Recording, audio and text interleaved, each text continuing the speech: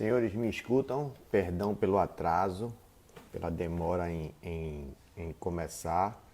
Espero que estejam. Grande Jonas, forte abraço para você. Espero que estejam me escutando aí. Demorei um pouquinho para começar, mas agora já está tudo organizado aqui para começarmos nossa live. Me escutam? Me escutam? Áudio ok? Me digam aí se o áudio está ok. Quando o pessoal vai entrando aí. Obrigado, André. Obrigado, Rayane.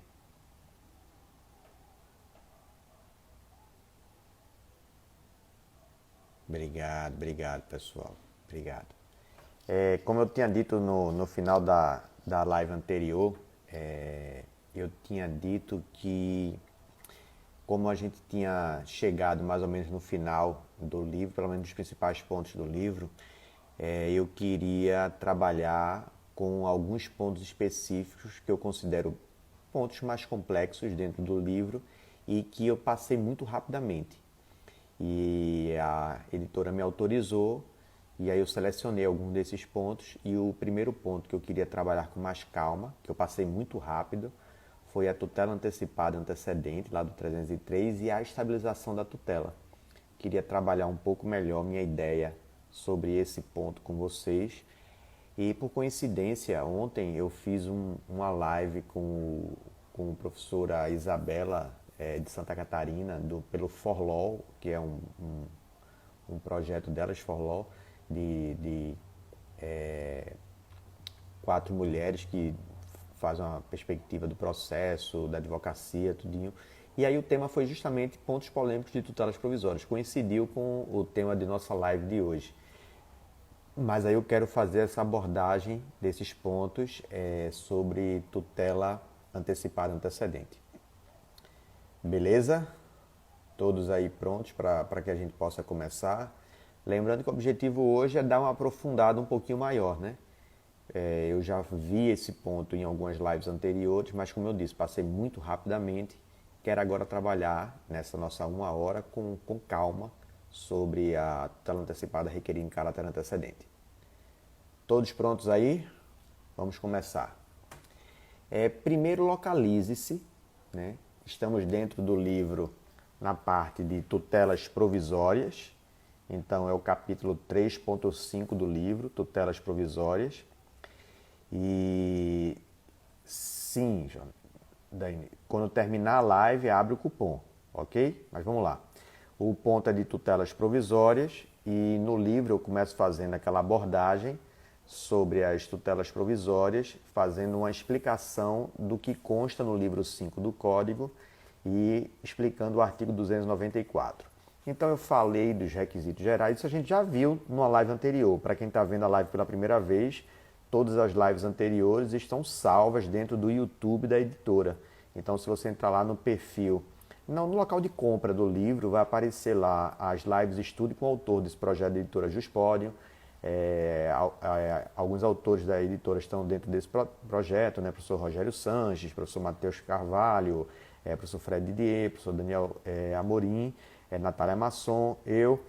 E cada dia, cada professor trabalha um ponto do seu livro. E o ponto de hoje, para quem está entrando agora, está aí já marcado, fixado, tutela antecipada requerida em caráter antecedente. Então, nas lives anteriores, eu já abordei essa parte de tutelas provisórias, requisitos gerais. Isso já foi visto em lives anteriores.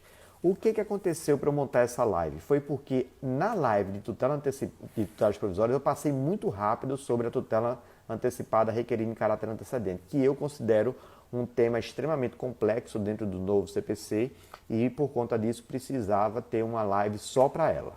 Bom, as tutelas no Código são divididas assim: tutelas de urgência e tutelas da evidência. As tutelas da urgência podem ser divididas em antecipada e cautelar e podem ser requeridas em caráter antecedente ou incidental.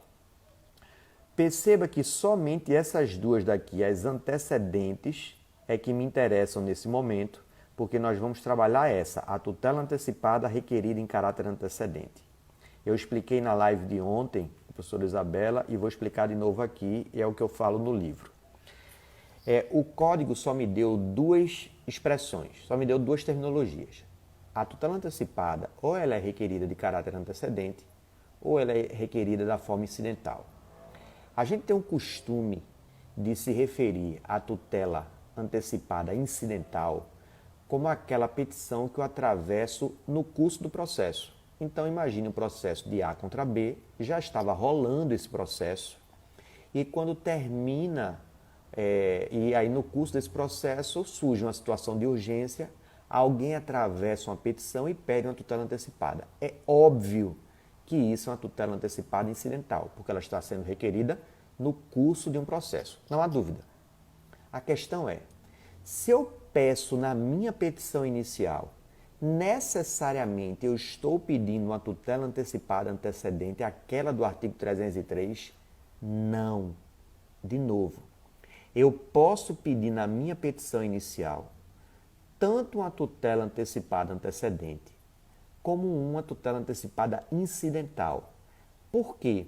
Porque o incidental aí não deve ser visto apenas como incidentemente num processo em curso, mas incidental como não sendo principal. Ah, professor, mas isso não é bom, é melhor antecedente. Mas não dá para fazer dessa forma. Por quê? Porque o antecedente é o que gera estabilização da tutela. Então, se o antecedente é o que gera a estabilização da tutela, eu não posso utilizar esse termo antecedente para aquela petição inicial que eu peço uma tutela antecipada no início, mas que eu peço uma tutela final por sentença. Então preste atenção. A gente tem que reprogramar o cérebro, porque a gente tem a mania de associar tutela incidental àquela pedido no curso do processo, mas não. Agora, distinguir antecedente de incidental em relação à tutela antecipada é apenas para dizer se você está ou não querendo o regime da estabilização. Se você quiser o regime da estabilização, você vai pedir na sua petição inicial com base no artigo 303, vai fazer essa referência com base no parágrafo 5º do 303, que diz que você tem que dizer para o juiz que quer isso. E aí o réu citado, eu vou explicar tudo isso durante nossa live. Se ele não contesta, aí esse processo é extinto e a medida é estabilizada. Mas se você, escute, mas se você quer uma tutela antecipada, mas que depois essa tutela antecipada seja confirmada em sentença, você não vai pedir a tutela antecipada antecedente. Você vai pedir a tutela antecipada incidental. Ô professor, a gente não pode criar um terceiro nome não? Queria, mas eu não sou legislador, meu amor.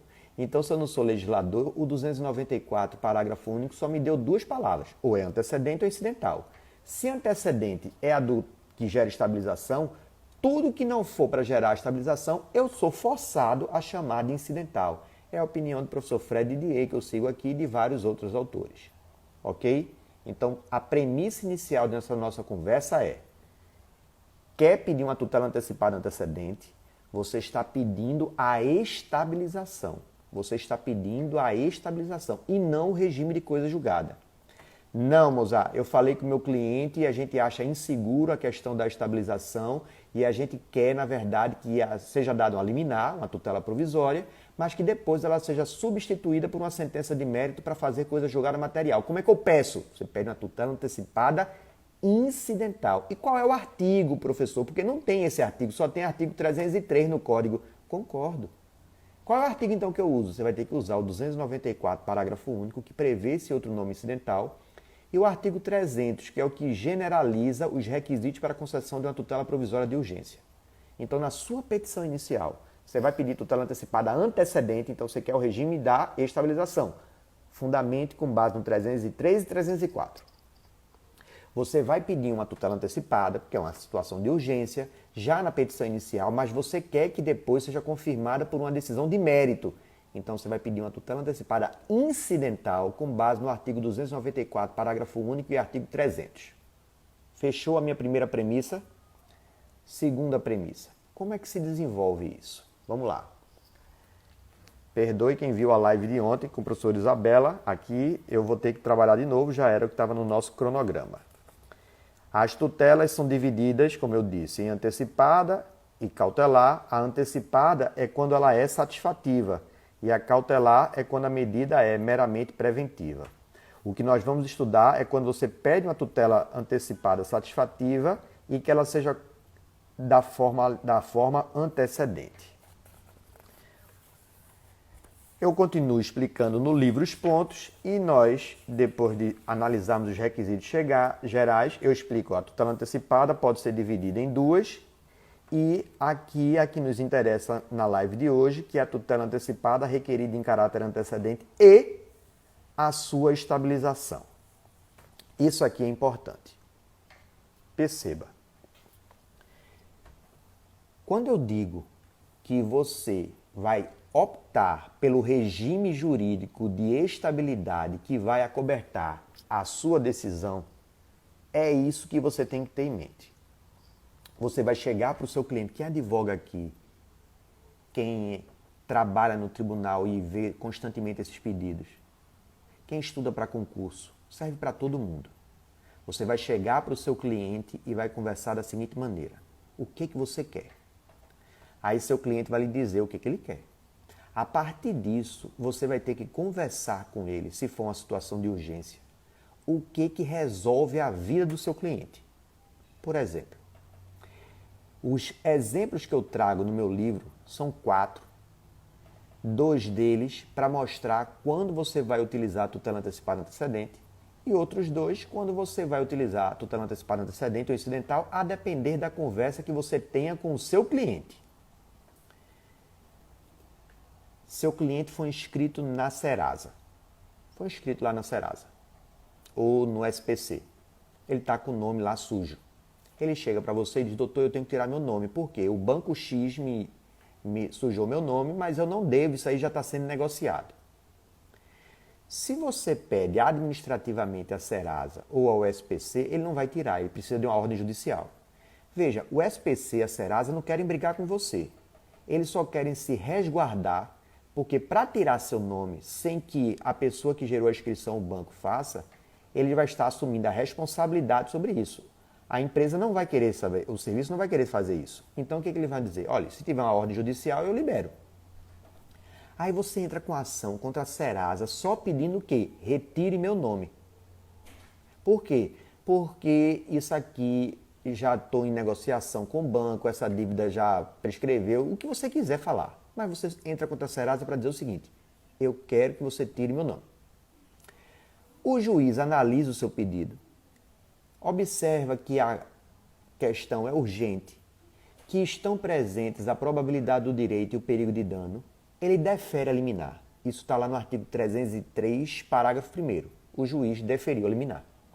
Na hora que o juiz deferiu essa liminar, a Serasa vai ser citada para integrar a relação processual e intimada para cumprir a ordem judicial, porque o juiz disse: tire o nome de fulano. Pense comigo, você acha que a Serasa não vai tirar? É claro que a Serasa vai tirar. Por que a Serasa vai tirar? Porque ela não queria brigar com você.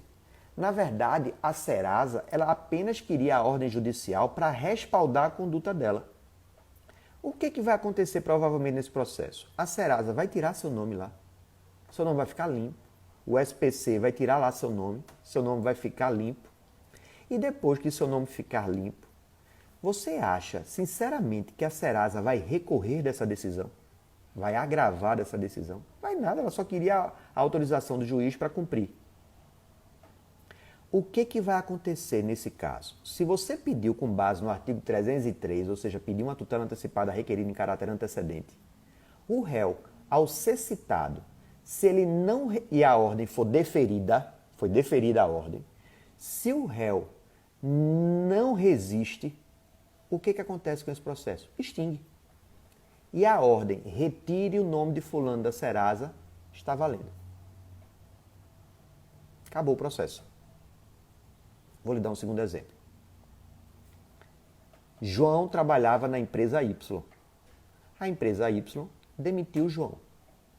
João agora disse que a demissão foi injusta, porque ele estava numa CIPA, porque ele tinha estabilidade por algum motivo, imagine que era uma mulher, estava grávida, havia estabilidade, não poderia ser demitida. Qual é o pedido de João? Qual é o pedido dessa mulher? Ser reintegrado. Imagina um servidor público, uma ação contra a administração pública. Tutelas antecipadas antecedentes podem ser requeridas contra a Fazenda Pública, tem já enunciado sobre isso.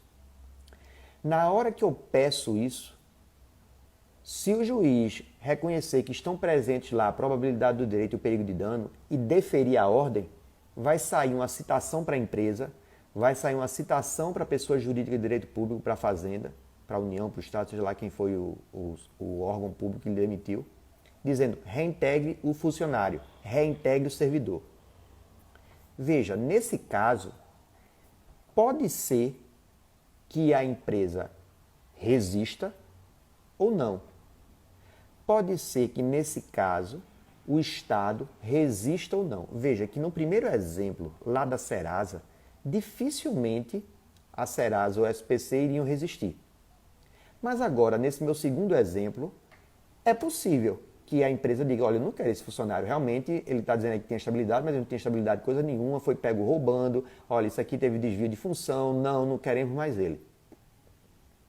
Então, nesse caso, pode ou não pode haver resistência? Você vai virar para o seu cliente e vai dizer o seguinte, olha, cliente, nós temos dois caminhos agora. Você quer ser reintegrado, né? Quero sim, doutor. Ok. A gente pode pedir uma tutela antecipada antecedente. Se o juiz deferir e o réu não resistir, ou seja, se a empresa não contestar, se o Estado não contestar, a tutela, a ordem de você ser reintegrado fica estabilizada, o processo é extinto e acabou, você volta lá para trabalhar. Aí ele vai dizer que maravilha. E qual é o problema disso? O problema é o seguinte, é que essa estabilização não é a mesma coisa de coisa julgada material. Essa estabilização é um novo regime de estabilidade trazida do direito francês, do direito italiano também tem, mas principalmente do direito francês, do référé francês. Isso nós não tínhamos no CPC de 73. É uma novidade no Código de 2015. Qual é o lado bom desse référé, ou seja, dessa tutela antecipada antecedente? Veja, seu processo acabou rapidinho. A gente entrou com a petição inicial, o juiz reconheceu que você tinha o direito de ser reintegrado, ele deferiu a liminar, o réu foi citado e aí ele não recorreu. Ele não interpôs o agravo. Pessoa comum, a empresa 15 dias, fazenda pública 30 dias. Se ele não recorrer, extingue o processo, você vai ser reintegrado, acabou. E você fica lá, porque você está reintegrado. Certo, doutor, e qual é a parte ruim? A parte ruim é a seguinte. Ele, através do artigo 303, parágrafo 2º, poderá, a qualquer momento, rediscutir isso. Porque lembra que eu falei que não fez coisa julgada material, a sentença extinguiu o processo sem resolução de mérito. O que acontece normalmente quando o processo é extinto sem resolução de mérito? As decisões liminares que haviam sido deferidas, elas perdem o efeito. Mas nesse caso, ela não perde o efeito, por quê? Porque ela ficou estabilizada. E por que ela ficou estabilizada? Porque você pediu com base no artigo 303 e 304. Lembra que eu falei que era uma opção que você tinha que conversar com o seu cliente no início, quando ele chegou lá no seu escritório, você disse, sente aí, você quer ser reintegrado? Pronto, primeiro caminho, a gente pode pedir com base no 303, pode acabar rapidinho se ele não resistir. E se ele não resistir, estabiliza, o processo é extinto e você volta ao emprego e acabou o processo. Qual é o problema disso? É que ele poderá, durante 2 anos, entrar com a ação impugnativa. Essa ação impugnativa não é ação rescisória, não. É uma ação que será proposta em primeiro grau, na mesma vara do juiz que deferiu sua liminar. Ela se torna preventa para receber essa ação impugnativa, artigo 304, parágrafo 4º. E aí ele poderá alegar qualquer matéria que modifique, extinga ou invalide aquele cenário que foi o motivo da estabilização. Então, diante disso, você vai ter uma segurança jurídica um pouco mais fragilizada. Por quê? Porque você está reintegrado, mas saiba, a qualquer momento o cara pode vir rediscutir isso. Ô professor, ele vai reabrir a mesma ação? Não, aquela ação morreu, está extinta.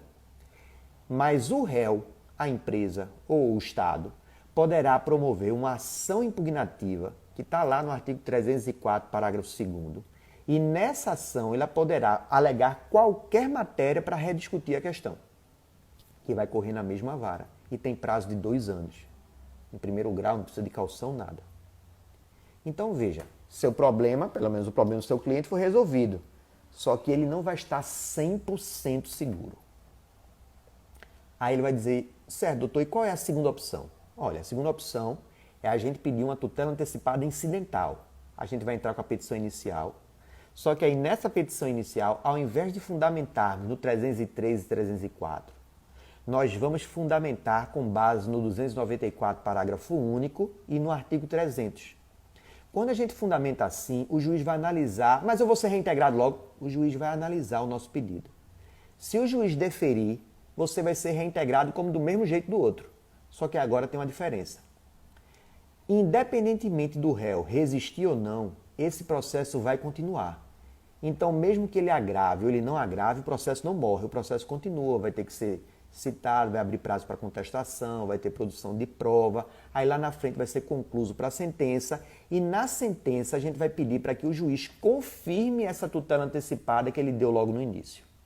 Se ele confirmar, essa sentença de mérito normalmente dura em média 2 a 3 anos para ser proferida.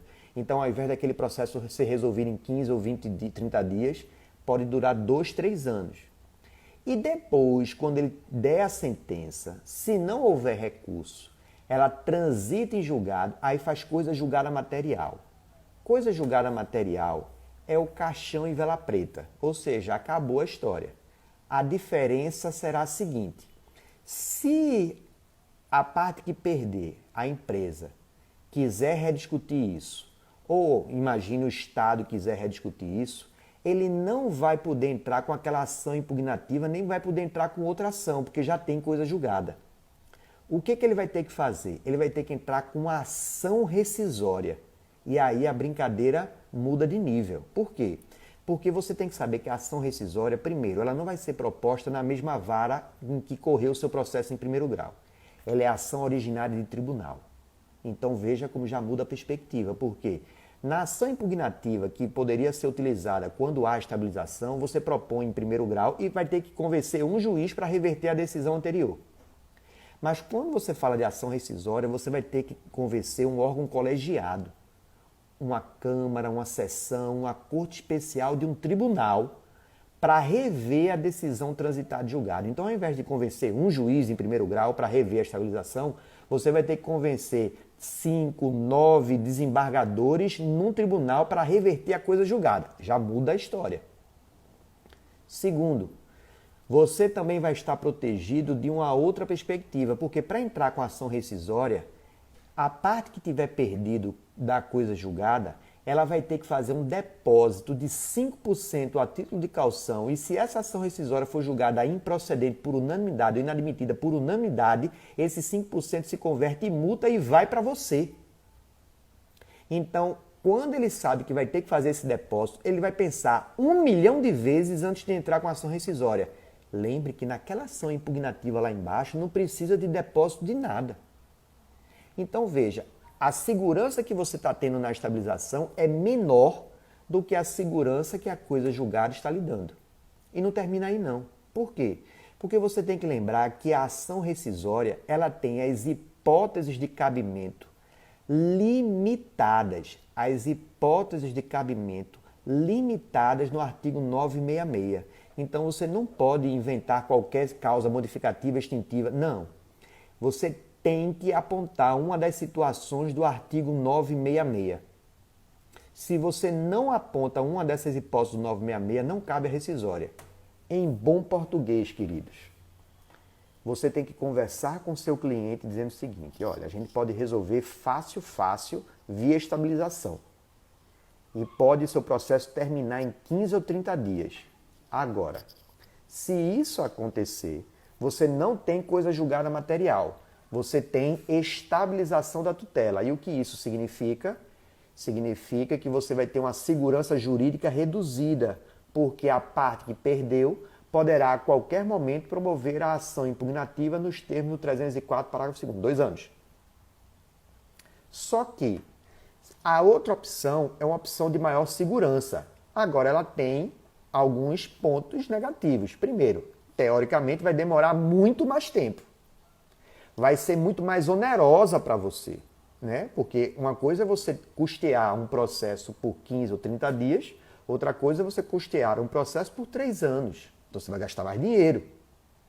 Mas se for tudo bem, a decisão liminar for deferida e depois confirmada em sentença, você vai ter coisa julgada material. E com essa coisa julgada material, a parte que perdeu só vai poder rediscutir isso através de ação rescisória, ação originária do tribunal, tem depósito prévio de caução, tem hipótese de cabimento taxativamente prevista no artigo 966. Aí o cara vai ter que parar e vai pensar, o que o senhor me sugere?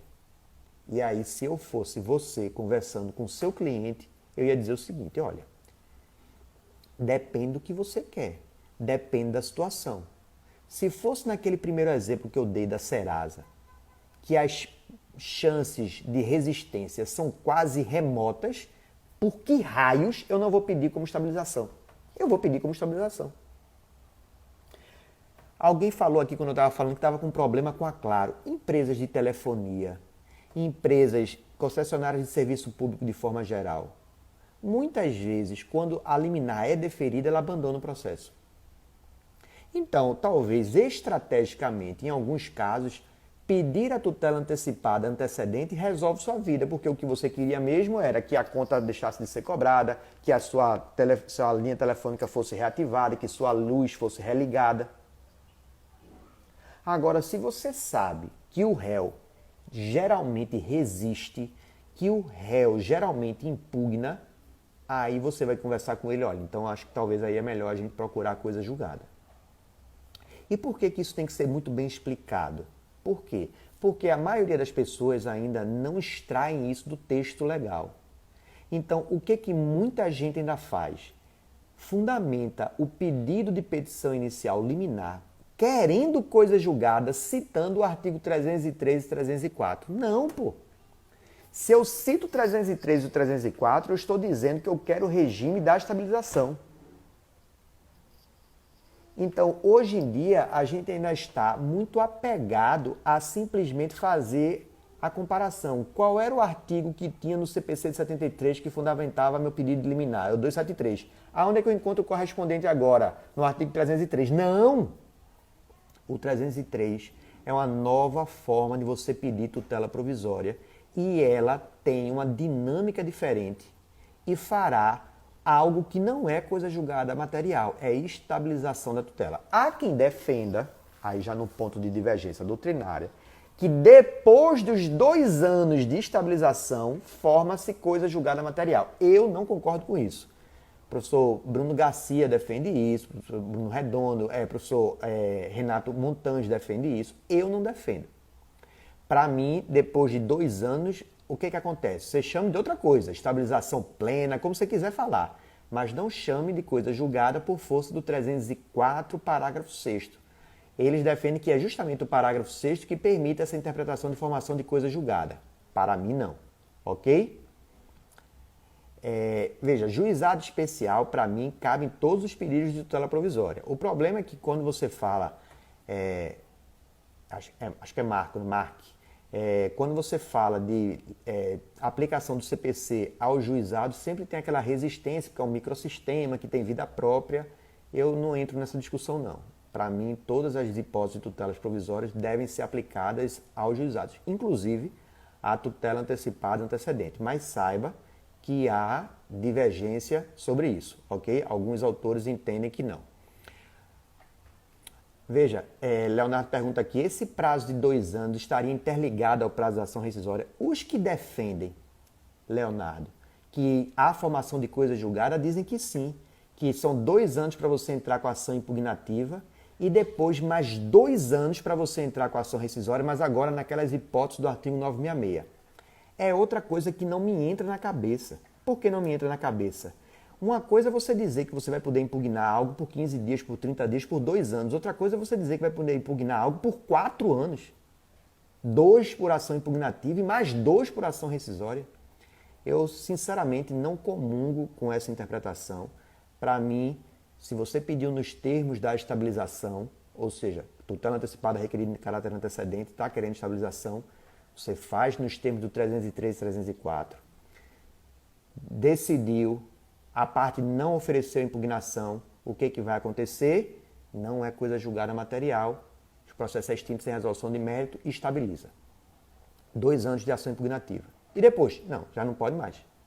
Aí uma outra discussão, que aí não é tema de live, mas é tema de tese de doutorado, é quais são os efeitos da estabilização pós-prazo bienal da ação impugnativa. Aí tem que ser uma outra live só sobre isso. Uma live não, tem que ser uma aula de 3 horas só para falar sobre isso, porque é um ponto em que há muito pouca coisa escrita e uma divergência muito grande sobre o alcance, né? Se há ou não há efeito preclusivo em relação à estabilização. Deixa eu ver, Paula diz aqui, se um juiz de plantão proferir uma liminar antecedente e depois o juiz da vara do processo tramita, muda a decisão revogando a liminar do juiz de plantão, o que fazer ao aplicar, para aplicar a primeira liminar? Veja, aí temos 2 questões, Paula. Se a liminar foi antecedente, eu tenho que partir da premissa de que se não houve resistência do réu, aquela liminar ali acabou, porque na verdade o processo já deveria ter sido extinto. Eu não sei por que ele continua. Agora imagine que houve resistência. Se houve resistência, então nesse caso aí a liminar ela não estabiliza. E aí ela pode ser revogada, porque lembre que tutelas provisórias são precárias. Então, se elas são precárias, elas podem ser revistas a qualquer momento, desde que o magistrado a fundamente. Alguns autores defendem a existência de preclusão objetiva, ou seja, o juiz não poderia rever esse entendimento dado pelo juiz plantonista. Mas isso não é o entendimento do Superior Tribunal de Justiça, para o STJ não há preclusão para o magistrado. Então, nesse caso, o magistrado, com base em mais informações, em uma carga instrutiva maior, instrutória maior, ele poderia rever a decisão. Lembre que uma das características das tutelas provisórias é que elas são precárias. Então, se elas são precárias, elas podem ser revistas a qualquer momento. Basta mudar o grau de cognição. O que não pode é sem nenhuma mudança cognitiva, ou seja, não houve mudança de cenário nenhum, o novo juiz, simplesmente porque tem alguns casos que a gente sabe que o juiz, não, mas eu sou o titular e quem manda aqui sou eu e eu não dou essa liminar. Aí não pode, porque a decisão não é do juiz, né? A decisão é do juízo. Então tem que se analisar se houve mudança fático-legal. Se não houve, se o cenário está idêntico ao anterior, penso que o juiz titular não poderia alterar a decisão do plantonista. Agora, se houve modificação da carga cognitiva ou legal, aí sim, para mim, é perfeitamente possível o juiz titular rever a decisão, como qualquer juiz posterior no exercício da jurisdição pode rever a decisão proferida anteriormente, porque elas são precárias. Certo? Vamos lá para o código, para o livro, para eu lhe mostrar algumas coisas que estão aqui. Então eu começo a explicar a tutela antecipada antecedente dentro do livro e faço essa discussão que eu estou falando a partir de exemplos. E eu construo os exemplos. Esse primeiro exemplo aqui é o caso de Brumadinho. O segundo exemplo é justamente o da Serasa. São esses exemplos que eu construí aqui com vocês, para vocês, à medida que forem lendo o livro, forem construindo o raciocínio. O terceiro exemplo é o exemplo da reintegração de posse, que eu falei aqui. E aí, após esses exemplos, Helena falando aqui comigo, e após esses exemplos, eu entro para explicar a estabilização da tutela. Aí, nessa parte de estabilização da tutela, eu queria mostrar para vocês, eu vou desenvolvendo as situações, né, quando é que a medida é ou não é estabilizada, eu queria lhe mostrar essa tabela que eu trago aqui no final. Ó. Essa tabela, ela vai ajudar nessas explicações que eu dei. Eu disse que você vai ter 2 regimes. Um regime com menos segurança, estabilização da tutela, e um regime com mais segurança, que é a coisa julgada material. Aí eu começo explicando, olha, se tiver estabilização, é porque você pediu uma tutela antecipada antecedente. Lembrando, a estabilização só ocorre, Isso é questão típica de prova de concurso. Tem umas trocentas provas de concurso perguntando isso. Estabilização só ocorre quando você pede da forma tutela antecipada antecedente. Artigo 303 e 304. Claro, porque é um regime próprio para ela.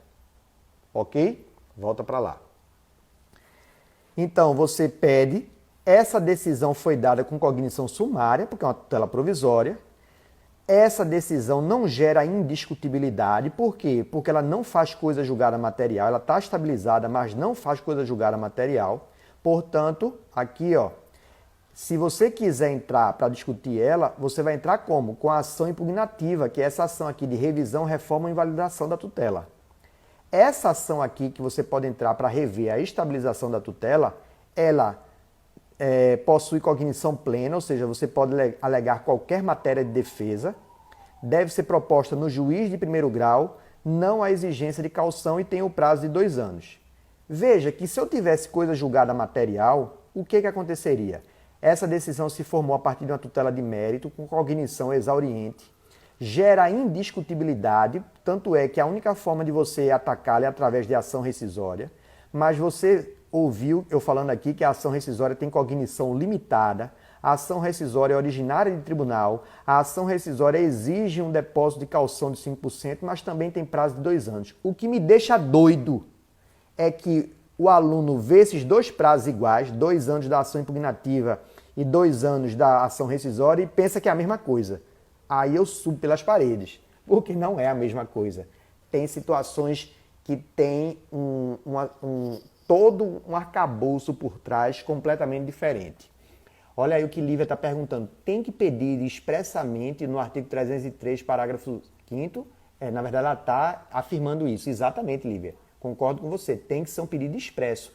Até porque isso gera boa-fé processual objetiva. Ou seja, você gera para o juiz a sua expectativa de que o processo morre com a estabilização se o réu não resistir. E gera para o réu também a possibilidade de optar. Olha, atenção. Até agora eu só falei sobre a ótica do autor. Agora eu vou falar sobre a ótica do réu. Você agora é o advogado do réu. Se você é o advogado do réu, se chega uma petição inicial com base na tutela antecipada no antecedente, você vai virar para o seu cliente e vai dizer o seguinte, olha, se a gente resiste, não estabiliza, e se ele formular o pedido principal, confirmar, na verdade, o pedido principal, esse processo vai continuar e vai ter uma sentença lá no final. Se nós perdermos no final, aí você vai ser condenado em honorários entre 10% e 20%. E olhe, o juiz já deu uma liminar contra a gente. Então, há uma probabilidade dessa liminar ser confirmada na sentença de mérito, caso a gente resista e não estabilize. E aí, lá no final, se a gente perder, você vai pagar de 10% a 20%. Doutor, e se a gente não resistir? Bom, se a gente não resistir, tem um entendimento já jurisprudencial, já tem precedente do STJ, tem enunciado da Infam e do CJF dizendo o seguinte: se não resistir à tutela antecipada requerida em caráter antecedente, tem uma técnica premial. Qual é? A gente aplica os mesmos honorários da ação monitória do 701. Então o processo morre logo e você só vai ser condenado em pagar 5% de honorários. A depender do valor da causa, isso gera um impacto muito grande. Então você vai virar para o cliente, vai virar para a empresa que você está advogando como ré e vai dizer o seguinte, olha, agora, da mesma forma que você, quando era advogado do autor, tinha 2 caminhos a seguir, você agora vai ter que orientar o seu cliente réu da seguinte maneira. A gente pode continuar na briga aqui, a gente resiste, e aí se a gente resistir, não estabilizará, ele vai ter que confirmar o pedido de tutela final, vai ter que fazer uma nova petição para confirmar, aí esse processo continua, e lá na frente, na sentença de mérito, quando o juiz for julgar, se ele confirmar essa tutela liminar que já está desfavorável a gente vai ser condenado a pagar honorários entre 10% e 20%, viu? Artigo 85, parágrafo 2º. Mas se a gente não resistir agora, deixar esse processo morrer agora, a gente só paga 5%. Preste atenção. Olha a conversa que você vai ter com o seu cliente.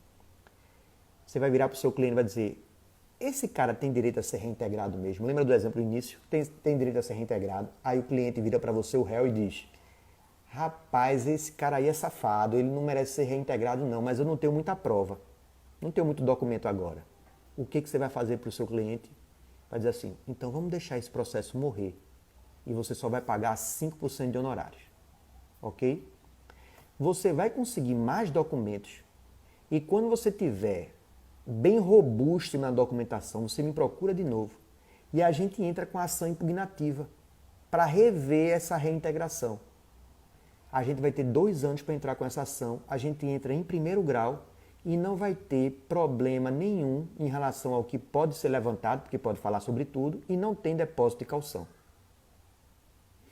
Tá vendo então que a estabilização também pode ser uma estratégia para o réu que ainda não tem uma defesa muito boa preparada, mas que pode obtê-la? Então, isso tem que ser pensado como um instituto novo. A gente tem que quebrar essa amarra de pensar que a gente está falando ainda do CPC de 73. Nós não estamos falando do CPC de 73. Mudou, vira a chave. Olha ele perguntando aqui, Marco. O réu que não deseja resistir, cumpre a tutela, precisa de advogado para informar ao juízo? Veja, aí uma questão de capacidade postulatória, né?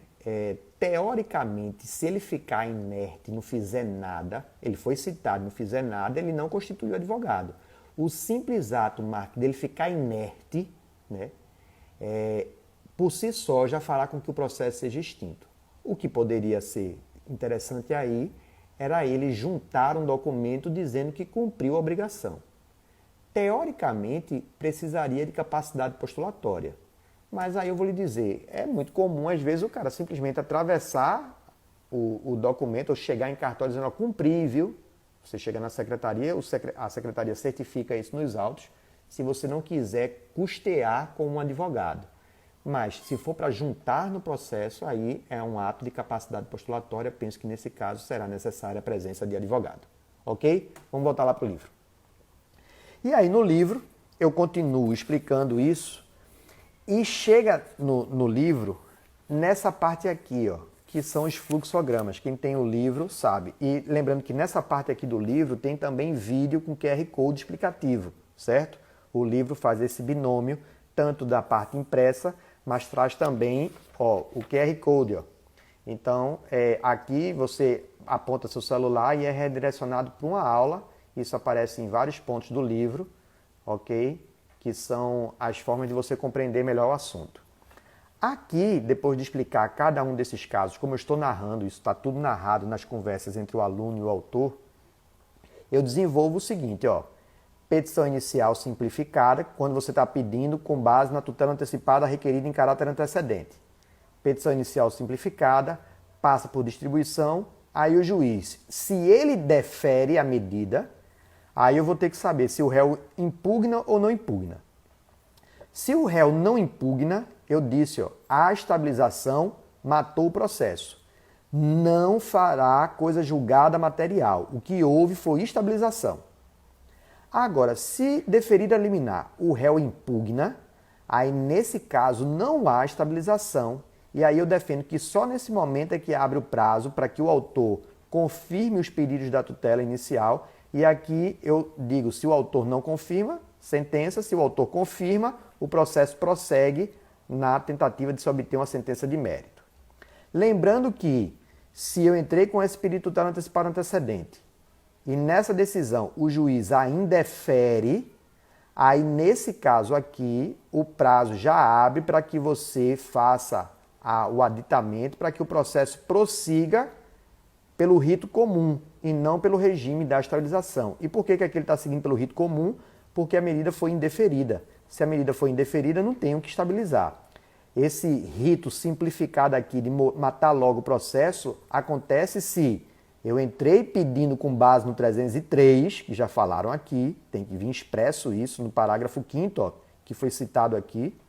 Então eu anuncio que estou pedindo desse jeito. O juiz defere a liminar e o réu não impugna. Aqui nós temos um problema. Qual é o problema? É que atualmente o Superior Tribunal de Justiça diverge em relação à questão da estabilização. Como assim, professor?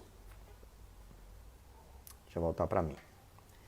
Atualmente, o STJ, a primeira e a terceira turma, têm opiniões diferentes sobre como deverá ser esta impugnação do réu para que não haja a estabilização da tutela.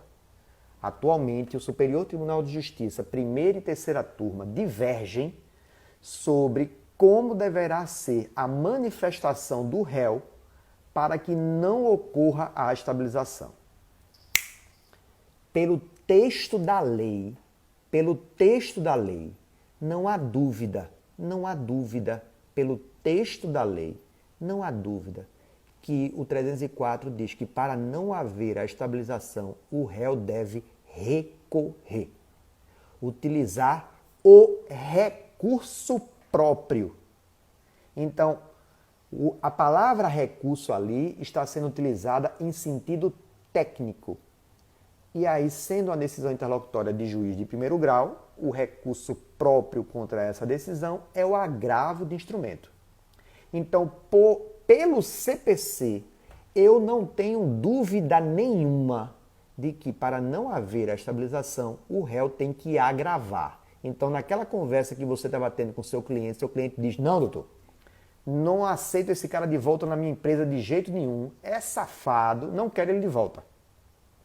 Tenho documentos já robustos aqui, vamos apresentá-lo. O que você faz? Agrava de instrumento. Artigo 304. E aí, se você agravar, não estabiliza, porque você impugnou.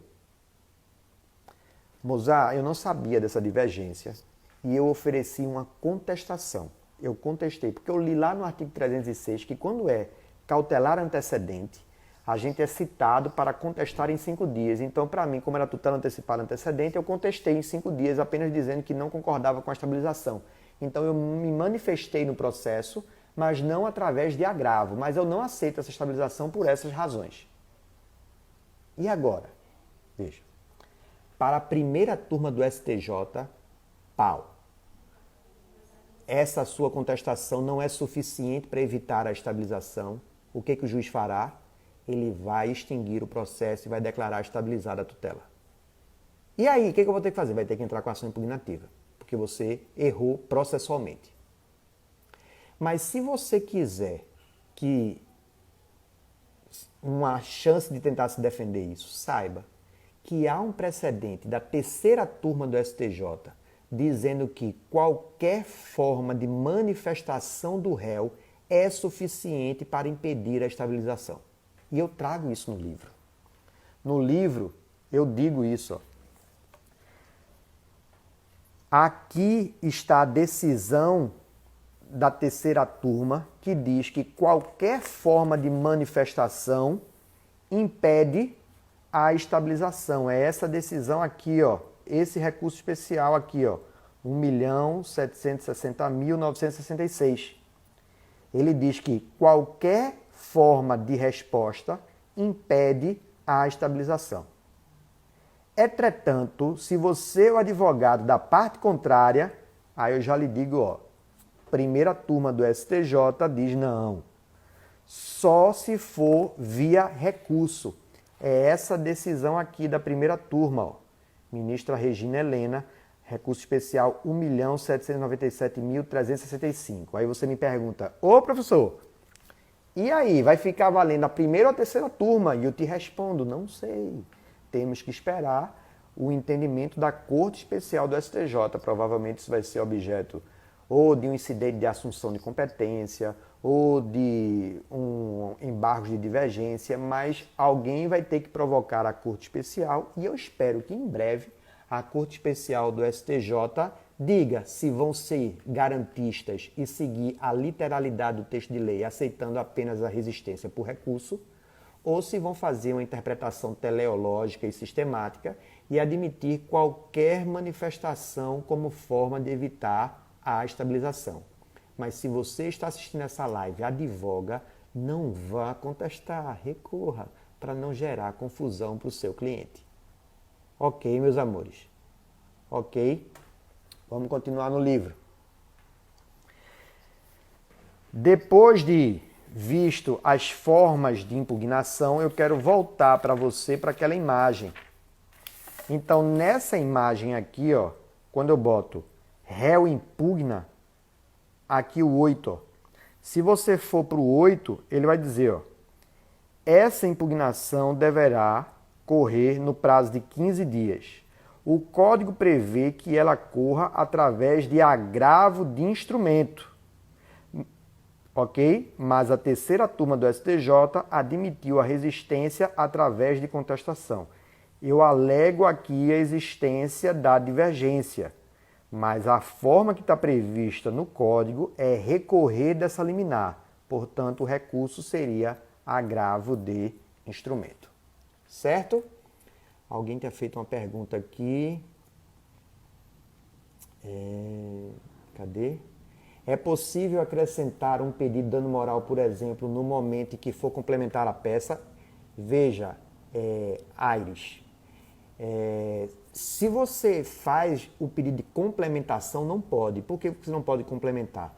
Porque se você ler o 303, o parágrafo 1º, o inciso 1, ele diz confirmar os pedidos de tutela final. E há um motivo para isso. Porque ele diz que só se confirma porque o valor das custas foram recolhidas com base na petição inicial. Então, se eu puder formular novos pedidos mais na frente, eu estou burlando o sistema de recolhimento de custas. É claro, na vida real, você pode dizer, olha, excelência, eu estou juntando agora esse pedido e estou recolhendo custas para não ter evasão de receita, para não ter discussão sobre isso. Mas aí já é uma liberalidade. Pelo texto de lei, a petição que aparece lá na frente apenas autoriza que você confirme os pedidos de tutela final. E aqui, Aires, é importante registrar. Eu defendo que se você cumula pedidos e esses pedidos cumulados, outros pedidos, você não quer a estabilização, aí você vai ter que ter muito cuidado na condução desse processo. Por quê?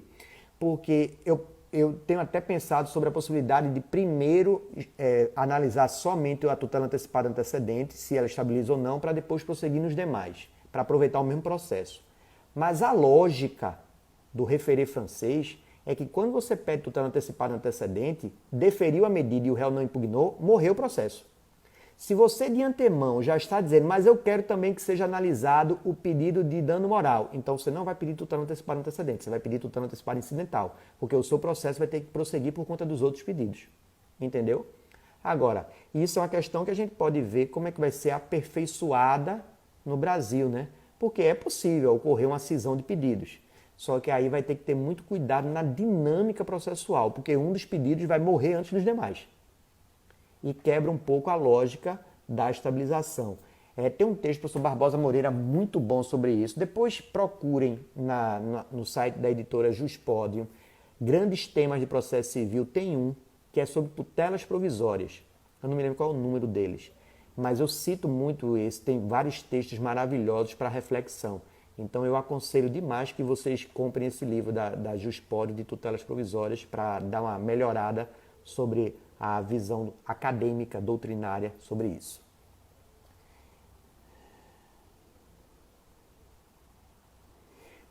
Veja, essa questão da Infam, aí a gente vai trabalhar numa outra live, até porque eu estou pensando isso aí eu tenho que conversar com a Pódio, em fazer uma live sobre execução fiscal, porque é um assunto que eu não trabalho no meu livro, mas aí eu não sei se perde a pertinência temática, né? Falar sobre execução fiscal. Mas eu posso também pensar numa live, sem ser no projeto de estudo com o autor, trazendo temas como mandado de segurança, como ações coletivas, como execução fiscal, que eu sempre dei aula disso, porque eu sempre dei muita aula para concurso, para advocacia pública, para magistratura, e principalmente para advocacia pública, execução fiscal é algo que o cara tem que dominar. Então é um assunto que eu gosto muito de trabalhar, a Lei 6830/80 e as peculiaridades dela, também como a Lei 12.016/09, que é a lei do mandado de segurança, mas aí eu acho que teria que ser por pertinência temática numa live fora do estudo com o autor. Filhinhos, já estamos chegando aqui no final do tempo de nossa live, lembrando que essa live fica agora fica salva, e faço primeiro a lembrança de que fica aberto a partir de agora o cupom de desconto para o livro, dura só 2 horas, então aproveite. O livro, que é R$ 179 e é vendido normalmente por R$ 149 pela Podium, vai ficar por R$ 129 frete grátis. Digo isso toda semana e os feedbacks continuam sendo confirmados. A Podium está entregando esse livro em 2, 3 dias. Então você compra esse livro, antes da próxima live já vai ter chegado. O cupom é Mozart 2020, Mozart, M-O-Z-A-R-T 2020. Então quando você estiver finalizando lá, compra, aparece cupom. Aí você coloca lá Mozart 2020 e baixa mais R$ 20 o preço do livro. É realmente uma oportunidade. Olha aí, várias pessoas narrando. Realmente esse livro tem sido entregue numa velocidade que me espanta. Tem gente que está comprando na quinta e recebendo no sábado. Então, parabéns aí para a Podium, que parece que alinhou absolutamente tudo nas entregas. Ok? Muito obrigado pela presença. E eu fiz no domingo uma live com o Fred, com o Fred Didier, e depois eu editei essa live toda botando um monte de imagem. Aconselho que quem perdeu essa live vai dar uma olhadinha. Papo super engraçado com o Fred, e hoje ele já me mandou uma mensagem, já estou pensando em fazer uma outra live com ele, para a gente falar só sobre desenhos animados, porque foi o que mais pegou na última live. Senhores, beijo para todos, fiquem com Deus, muita saúde, e a gente se encontra na próxima quinta, onde eu vou fazer um outro aprofundamento de outro tema especial do livro. Beijo para todos e um bom final de semana, galera.